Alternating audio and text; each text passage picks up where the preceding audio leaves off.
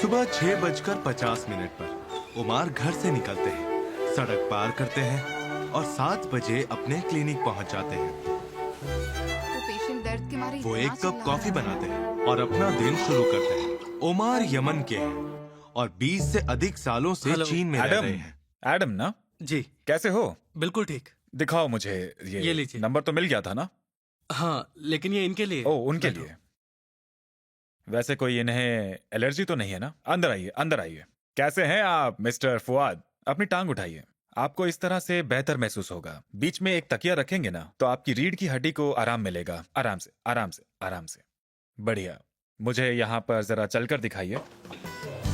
हर दिन सुबह 10 बजे उमार के क्लिनिक पर बहुत भीड़ जमा हो जाती है। डॉक्टर उमार से मिलने आने वाले मरीज डॉक्टर साहब, ज्यादातर विदेशी मुझे होते बहुत हैं। दर्द हो रहा है, जल्दी बुलाइए। चिंता मत कीजिए, डॉक्टर अंदर ही है। मेरा नाक एकदम बंद हो जाता है। तो हम एक दिन में 2 बार पेन किलर्स नहीं दे सकते। क्या करूं डॉक्टर? आपकी ब्लड रिपोर्ट सारी नॉर्मल है। तो फिर ऐसा क्यों? देखिए, चिंता मत कीजिए। जी मैं उसको फॉलो करूंगा। यीवू में 100 से ज्यादा देशों और क्षेत्रों के विदेशी लोग रहते हैं। उमार यीवू के इकलौते नहीं, विदेशी डॉक्टर हैं। यहाँ के लगभग सभी विदेशी लोग इलाज के लिए उन्हीं के पास आते हैं, क्योंकि भाषा की कोई समस्या नहीं होती, जिससे विदेशी मरीजों के लिए इलाज करवाना आसान हो जाता है। मैंने आपका इंश्योरेंस का फॉर्म भर दिया है। Very good. चलो, अरे ये तो मेरा फर्ज था। अपना ख्याल रखना। हम इस वक्त यीवू में हैं, जो कि एक अंतर्राष्ट्रीय शहर है, और यहाँ जो विदेशी लोग हैं वो चाहे इस शहर में रहते हो या व्यापार के लिए यहाँ पर आए हो, इनमें से काफी सारे लोगों को चिकित्सा की जरूरत पड़ती ही रहती है और हॉस्पिटल आना जाना लगा ही रहता है। और निश्चित रूप से ही चाइनीज हॉस्पिटल्स में कई एक्सपर्ट डॉक्टर्स हैं, लेकिन कभी कभी इन्हें मुश्किलें आती हैं, जैसे कि कल्चरल और भाषा की वजह से उन्हें बहुत दिक्कत आती है, और वहाँ लोगों को मेरी मदद की जरूरत होती है।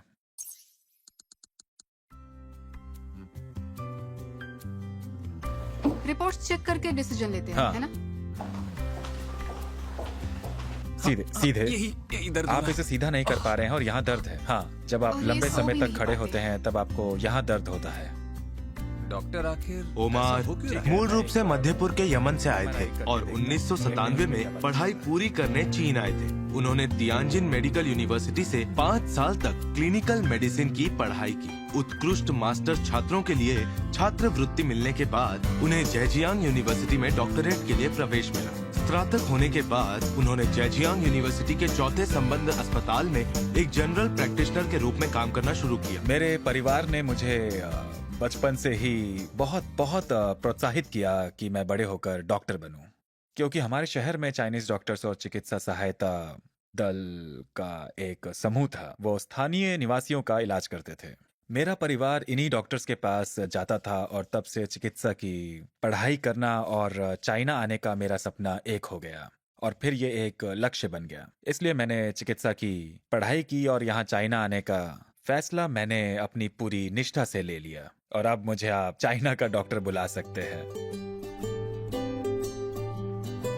यीवू एक छोटे से कस्बे से विकसित होकर वैश्विक छोटे उत्पादों की राजधानी और बेल्ट एंड रॉड इनिशिएटिव के एक महत्वपूर्ण केंद्र के रूप में उभारा है, जो लाखों विद्यार्थियों को लंबे समय तक यहाँ रहने और काम करने के लिए आकर्षित करता है। यहाँ पर हर कोई जानता है कि बीमार होने के बाद किसके पास जाना है। मुझे बताइए कि क्या आप फिलिस्तीन के मरीज के बारे में बात कर रहे हैं?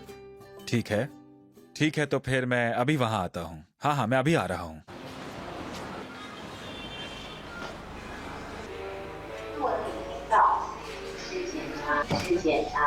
हाय, आप ही नहीं कॉल किया था ना? अब उनकी तबीयत कैसी है? किसकी डॉक्टर? आपने कहा था वो फिलिस्तीन से हैं। अच्छा, वो हाँ। वो अब उनके परिवार से तो कोई नहीं आया ना? नहीं, अभी तक तो अच्छा, नहीं। तो उन्हें पहले से कोई ज्यादा तकलीफ तो नहीं हो रही ना इस तरफ?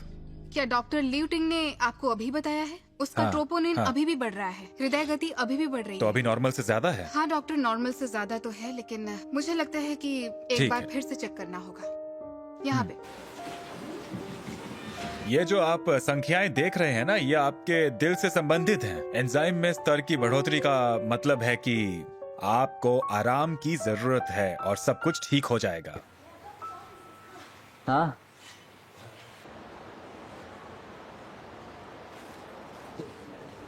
उमार ने इस तरह की कई आपात स्थितियों का सामना किया है।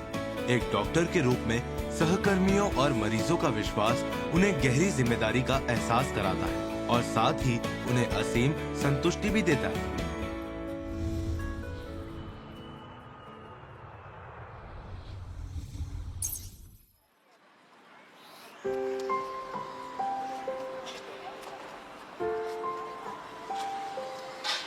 हेलो। हेलो एवरीवन, आप सभी को नमस्ते। सुबह सुबह देव तांगवेस्ट मार्केट स्क्वायर में नजर आए। कैसे हो आप सभी लोग? सबसे पहले आप सभी का शियान में स्वागत है। मैं शियान में ही रहता हूँ। आज वो देश के विभिन्न हिस्सों से शियान घूमने आए बच्चों के एक समूह का स्वागत करने वाले हैं और उन्हें अपने रेस्टोरेंट में आमंत्रित भी करेंगे।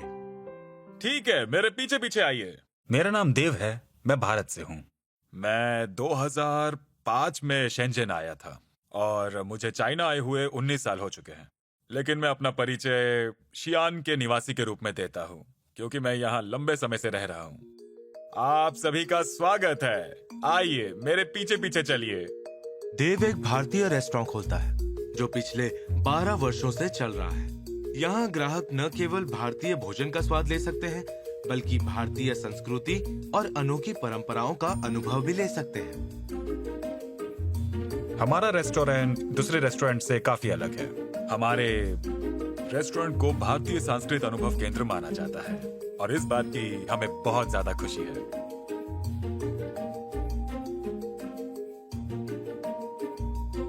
देव एक भारतीय रेस्टोरेंट खोलता है जहां अब हर महीने भारतीय योग, गीत, संगीत और नृत्य प्रस्तुतियां तथा अन्य सांस्कृतिक अनुभव गतिविधियां आयोजित की जाती है। देव चाहते हैं कि लोग भोजन का आनंद लेते हुए भारतीय संस्कृति का और भी प्रत्यक्ष अनुभव कर सके। देव का जन्म भारत के उत्तरी हिस्से के एक गरीब पहाड़ी क्षेत्र में हुआ था। उन्होंने 13 साल की उम्र में ही काम करना शुरू कर दिया था।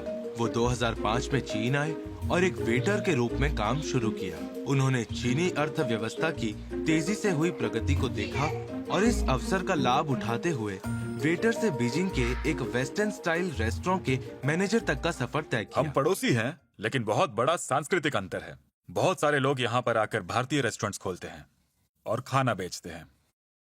इसका वैसे और किसी चीज से तो लेना देना नहीं है, लेकिन मुझे लगता है कि खाना बेचकर आप भारतीय संस्कृति का अनुभव कर सकते हैं और ऐसा करके आप जो बीच का जो अंतर है उसे मिटा सकते हैं। देव के लिए एक भारतीय रेस्टोरेंट खोलना चीन और भारत के बीच सांस्कृतिक आदान प्रदान का एक जरिया है। अब तक देव ने कुनमिंग, वुहान, चेंगडू और लांगझो में 1 दर्जन से अधिक रेस्टोरेंट खोले हैं। अब देव की नजर हांगझो पर है, जहां वो अपने रेस्टोरेंट की एक और शाखा खोलने की योजना बना रहे हैं। मैं हमेशा से ही एक उच्च स्तरीय रेस्टोरेंट खोलना चाहता था। आप देखिए, चाइनीज खाना अब बहुत उच्च स्तरीय है। ये फ्रेंच रेस्टोरेंट की तरह है। तो मैं इसलिए एक चाइनीज रेस्टोरेंट भी खोलना चाहता हूँ और चाइनीज खाना बेचना चाहता हूँ। हम इस वक्त हांगझो में एक रेस्टोरेंट खोल रहे हैं। ये एक मिशेलिन गाइड रेस्टोरेंट की तरह है, जो कि एक ब्लैक पर्ल रेस्टोरेंट है।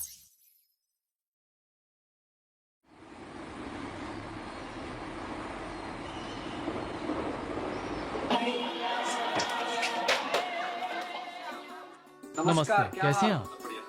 दोपहर के 2 बजे देव ने मैनेजर और मुख्य शेफ को इकट्ठा किया ताकि दिन के पहले विश्व रेस्टोरेंट के नवीनीकरण पर चर्चा की जा सके। अभी ले लिया ना। ये है ना, ये मैंने भेजा भी था। किसी भी रेस्टोरेंट के लिए अच्छी तरह से डिजाइन की गई सजावट अक्सर एक अनोखा और आरामदायक भोजन वातावरण बनाती है जो ग्राहकों पर सकारात्मक प्रभाव छोड़ती है। इसलिए भोजन के माहौल को बेहतर बनाना ब्रांड उन्नयन में एक महत्वपूर्ण भूमिका निभाता है। नए रेस्टोरेंट को अधिक भारतीय रूप देने के लिए देव ने लगभग 6 महीने तक व्यक्तिगत रूप से डिजाइन प्रक्रिया की देखरेख की और भारत से ही सजावट के हिस्से व आभूषण मंगवाए। उनका उद्देश्य असली सामग्री का उपयोग करके एक प्रामाणिक भारतीय रेस्टोरेंट बनाना था।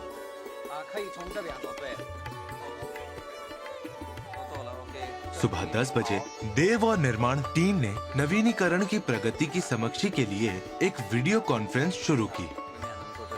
क्या ये दरवाजा वहीं पे ही रहेगा क्या? यहाँ 3 टेबल रहेंगे। और बाकी टेबल हम आगे की तरफ रख सकते हाँ, इस सेक्शन में हम इसे रख सकते हैं। तुमने सही कहा, यही अच्छा रहेगा। सजावट की जांच के दौरान देव और उनकी टीम ने दिन के दूसरे विषय नए व्यंजनों के अनुसंधान, विकास और नवाचार का अध्ययन करना शुरू किया। भारतीय व्यंजन अपने समृद्ध स्वाद और विविधता विशेष रूप से विभिन्न प्रकार की करी के लिए प्रसिद्ध है। भारतीय खान पान में तरह तरह के मसालों का इस्तेमाल होता है जो इसे एक अनोखा स्वाद प्रदान करती है। हालांकि केवल रूप रंग के आधार पर देखें तो भारतीय व्यंजन अक्सर मुलायम और आकार देने में कठिन लगते हैं। देव चाहते हैं कि व्यंजनों की प्रस्तुति को कलात्मक तत्वों को शामिल करके बेहतर बनाया जाए, जबकि भारतीय भोजन के असली स्वाद को बरकरार रखा जाए। आज वो और उनकी टीम एक प्रयोग करने वाले हैं। New dish with new presentation. Okay, ऐसे ही होगा। ओके, हाँ, ठीक है। Thank done. मंजू, इसके अलावा एक तो ये हो गया ये पालक। और ये एक पालक।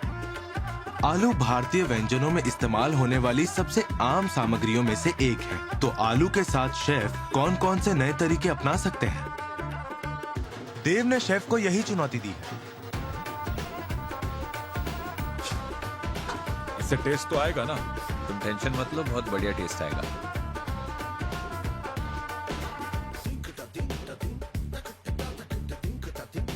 क्या बात है।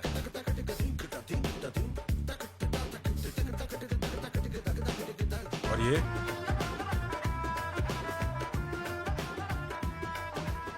भैया जी, ये देखो।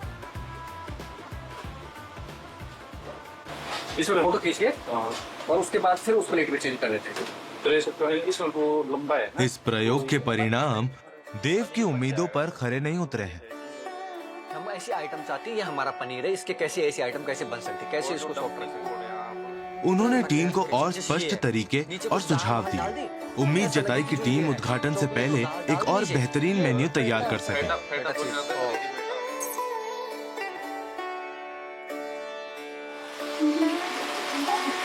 मैं कुछ लिखता हूँ।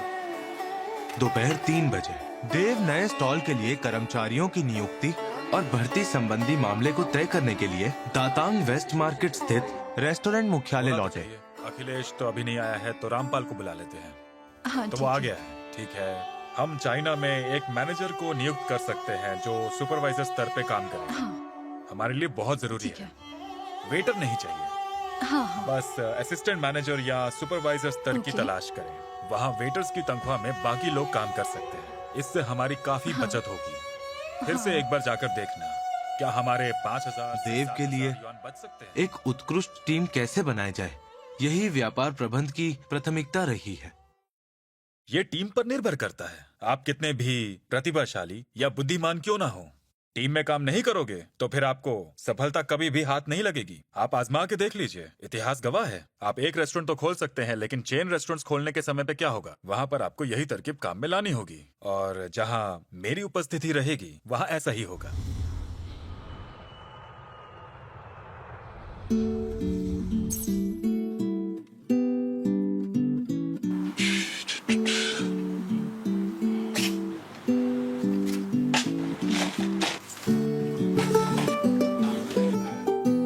बात करते हैं। चलता हूँ।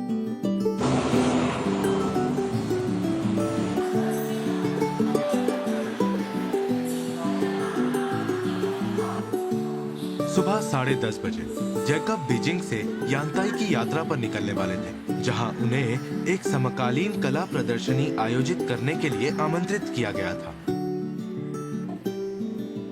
जैकब एक सक्रिय अंतर्राष्ट्रीय क्यूरेटर है। इनका जन्म इटली के फ्लोरेंस में हुआ था और ये 2001 में चीन के बीजिंग आए। वो अक्सर कहते हैं कि इटली उनका जन्म स्थान है और चीन उनका वर्तमान घर।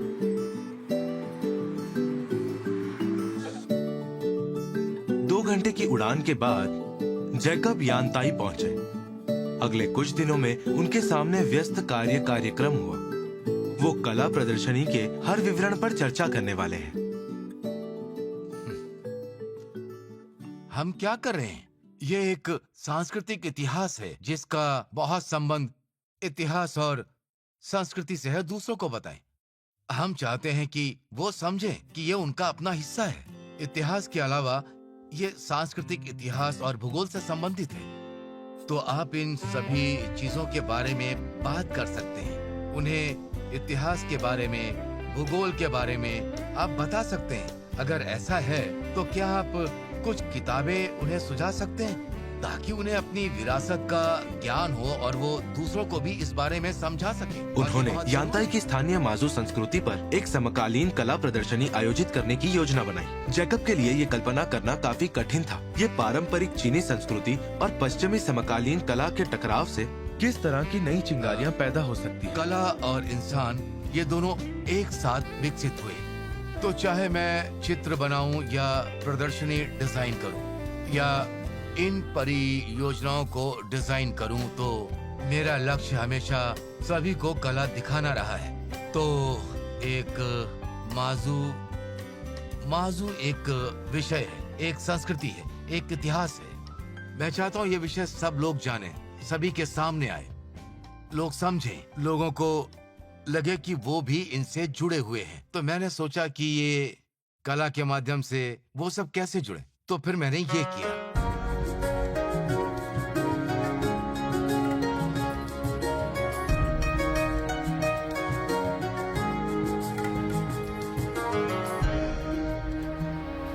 कला जीवन से उत्पन्न होती है, फिर भी उसे पार कर जाती है। चीन की पारंपरिक संस्कृति ये विशाल और प्राचीन भूमि एक गहरा खजाना है और असीम ज्ञान और प्रेरणा से पूरी तरह परिपूर्ण है। पारंपरिक चीनी कला के सार को और गहराई से समझने के लिए जैकब यांताई के माजो मंदिर में गए। उन्होंने जाना कि इस मंदिर का इतिहास 1 सदी से भी अधिक पुराना है। 1 सदी पहले फुजियान प्रांत के व्यापारियों ने भवन निर्माण के लिए आवश्यक पत्थर और लकड़ी कांजो फुजियान में तराशे थे और फिर उन्हें जहाज द्वारा यांताई लाकर मंदिर का निर्माण किया था। जब मैं पहली बार यहाँ आया तो मैं हैरान था, क्योंकि मैंने नहीं सोचा था कि यांताई में इस तरह के मंदिर भी हो सकते हैं। ये मंदिर यहाँ नहीं बल्कि फुजियान में बना था और फिर सभी टुकड़ों को जहाज पर लादा गया और फिर उसे यहाँ यांताई तक पहुंचा दिया गया। ये लकड़ी की नक्काशी मेरे लिए अद्भुत है, क्योंकि ये कहानियां कहती हैं और सच है कि मैं इनके बारे में ज्यादा नहीं जानता हूं और लोग भी इसके बारे में ज्यादा नहीं जानते हैं। लेकिन एक निश्चित बिंदु पर उन्हें देखकर मुझे लगता है कि इनका सैकड़ों साल का इतिहास है।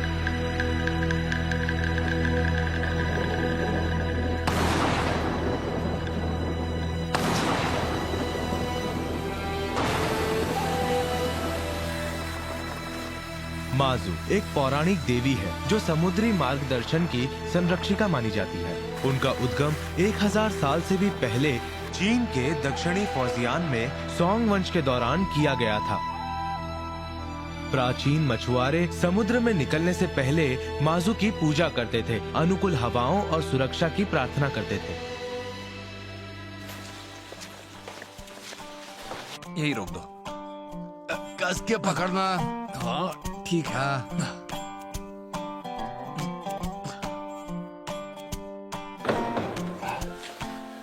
ये लो।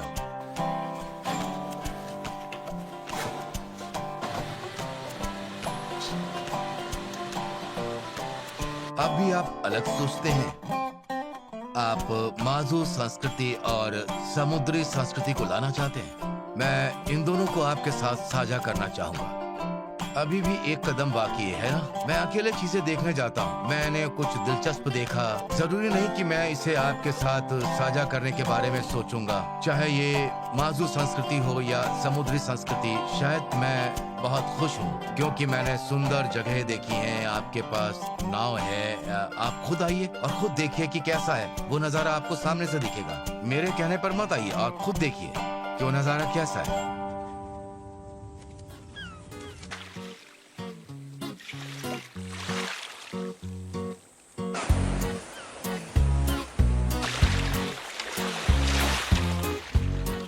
समुद्र की भव्य और रहस्यमय शक्ति को और गहराई व सच्चाई से महसूस करने के लिए जैकब और उनके दोस्तों ने अच्छी तरह से तैयारी की और फिर एक छोटी सी नाव लेकर समुद्र की गोद में उतरने का उन लोगों ने फैसला किया।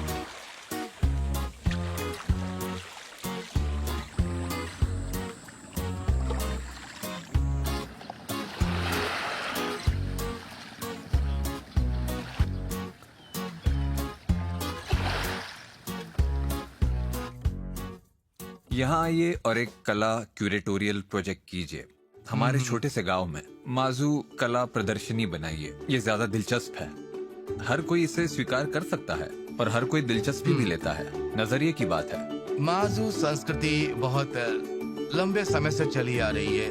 ये इतनी पुरानी क्यों है? क्योंकि ये पुराने समय के लोगों से जुड़ी है। वो इसलिए कि मेरी पत्नी, मेरा बेटा, मेरे रिश्तेदार सब के सब समुद्र में गए। मैं चाहता था कि वो सब सुरक्षित वापस आए, और अब ऐसा नहीं। लेकिन हम एक नया तरीका भी खोज सकते हैं। कला के साथ ये काम करना बहुत ही अच्छा होता है और सुरक्षित भी।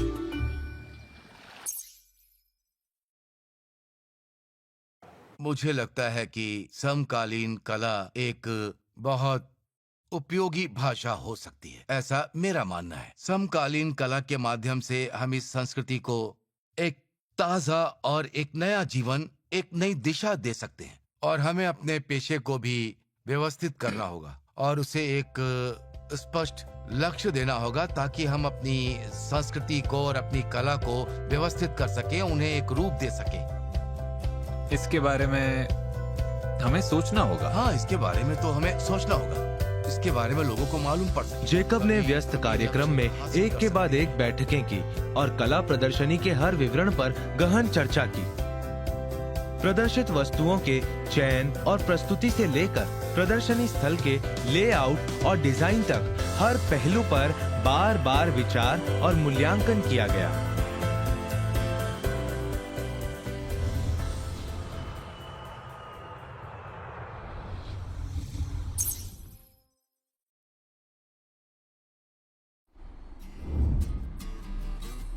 आप देख सकते हैं कि यहाँ हम सामग्री की मजबूती भी पाते हैं और हम सामग्री का फ्रैक्चर भी पाते हैं। तो ये सब प्रयोगात्मक विश्लेषण और सामग्री डेटा विश्लेषण के बारे में है, बस और कुछ नहीं।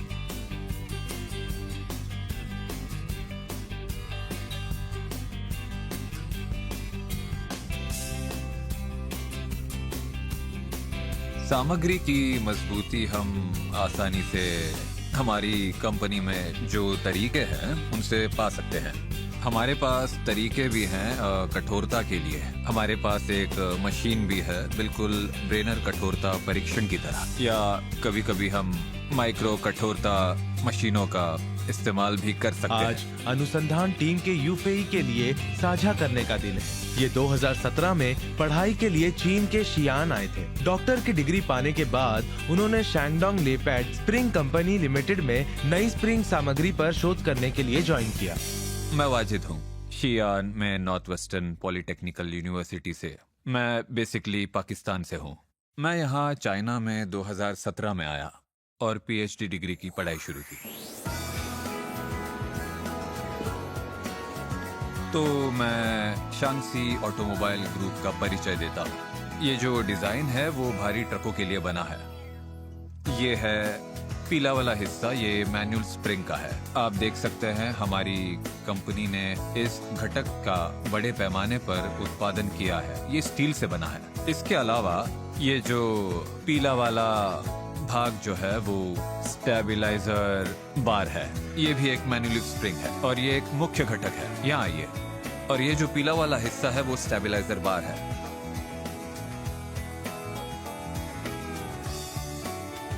ये देखने में कठोर धातु के पुर्जे हमारी दैनिक जिंदगी और आवाजाही से गहराई से जुड़े हुए हैं। सड़क पर चलने वाली हर कार स्प्रिंग पर निर्भर करती है। यूनफेई के लीफ स्प्रिंग जो आमतौर पर वैन और ट्रकों में पाए जाते हैं, कई पतली स्प्रिंग पत्तियों से बनी होती है। कॉइल स्प्रिंग की तुलना में इनकी संरचना सरल होती है। ये कम महंगे होते हैं और इन्हें वाहन के निचले हिस्से में कॉम्पैक्ट तरीके से लगाया जा सकता है। ये वाहन के संचालन के दौरान पुर्जे के बीच घर्षण प्रभावी रूप से काम करते हैं, जिससे ये एक अनिवार्य घटक बन जाते हैं, जिससे काम करने में आसानी होती है।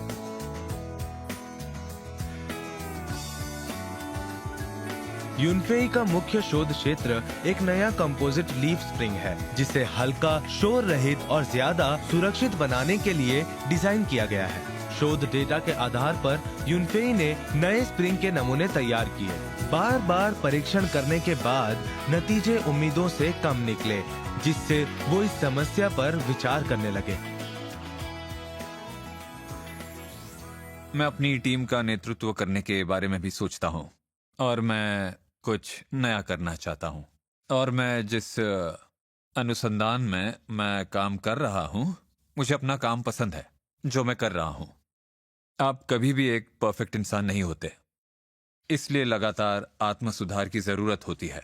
शायद मैं इस समय छात्र हूँ, मेरे पास ज्यादा अनुभव नहीं है, लेकिन जब मैंने ये काम शुरू किया तो मुझे उद्योग का अनुभव भी मिला, तो मैं खुद को उद्योग अनुभव के आधार पर सुधारता हूँ।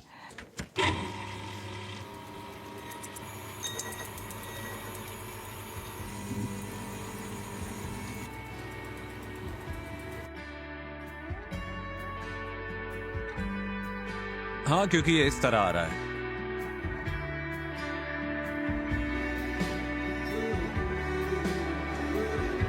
तो आइए इन सामग्रियों की तुलना करें। इस पर भी बहुत खरोचे हैं। ये देखिए, अनगिनत दिन रात के प्रयोग, चर्चाएं, फिर प्रयोग और कई चर्चाओं के बाद यूनफेई की शोध टीम ने धीरे धीरे समस्या के समाधान के लिए नए विचार विकसित किए। यहाँ एक समान सोच रखने वाले युवाओं का समूह है, जो वैज्ञानिक अनुसंधान की परेशानियों और कठिनाइयों को मिलकर झेलते हैं और चुनौतियों से डरते नहीं हैं, चीजों को अपनाकर साथ आगे बढ़ते हैं। इसलिए मैं चीन में रहना पसंद करता हूँ, क्योंकि मैं अपनी रोजगार क्षमता बढ़ाना चाहता हूँ। इसलिए मैं चाहता हूँ कि दूसरी संस्कृतियों में रहने की क्षमता बढ़ती है। तो मैंने बिल्कुल ही एक अलग संस्कृति को महसूस किया है। मेरा मतलब है, आप कह सकते हैं, एक नया अनुभव है। तो मैंने अपने कुछ कौशल भी सुधारे यहाँ पर। उदाहरण के लिए, चीनी कंपनी में चीनी लोगों के साथ काम करना। हम ज्यादा उन्नत उपकरण का उपयोग करते हैं। मैं उच्च ग्रेड सामग्री का उपयोग करता हूँ।